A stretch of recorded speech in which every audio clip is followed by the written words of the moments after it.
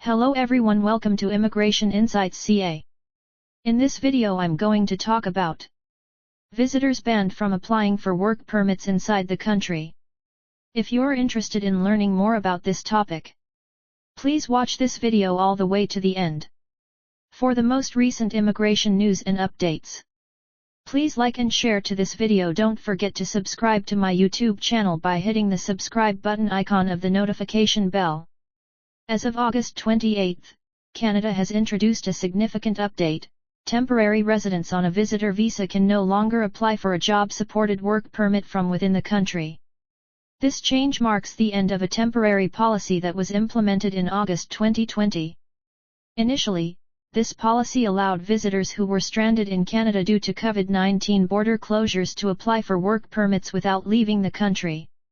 It also helped Canadian employers fill critical labour shortages by providing work opportunities for those already in Canada under specific conditions.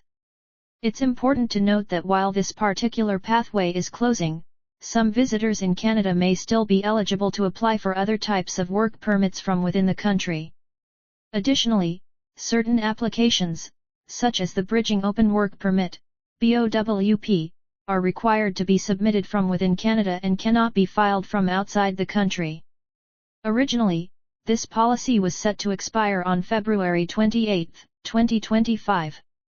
However, Immigration, Refugees, and Citizenship Canada, IRCC, has decided to end it early as part of their broader strategy to manage the number of temporary residents in Canada and maintain the integrity of the immigration system.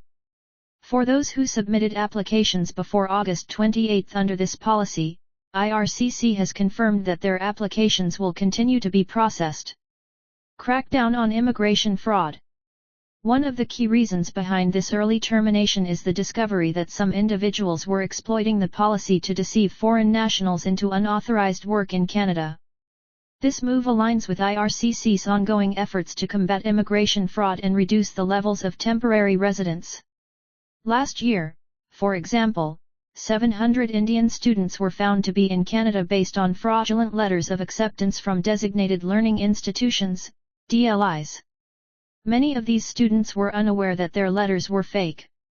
In response, IRCC now requires DLIs to verify all letters of acceptance within 10 days of receiving an international student application and has introduced a cap on the number of international students Canada will accept over the next 2 years. Broader changes to temporary foreign worker levels. This policy change comes during a week of significant updates aimed at reducing Canada's temporary foreign worker levels. On August 26, the department announced a pause on processing some Labour Market Impact Assessment (LMIA) applications under the low-wage stream of the Temporary Foreign Worker Program (TFWP), starting September 26, 2024. This will affect applicants in census metropolitan areas with an unemployment rate of 6% or higher. Additionally, IRCC has introduced new restrictions on the number of foreign workers that employers in Canada can hire under the TFWP, limiting it to 10% of their total workforce. The maximum term of employment for workers in the low-wage stream will also be reduced from 2 years to 1. These changes represent a rollback of pandemic-era immigration policies that were introduced to address labour shortages.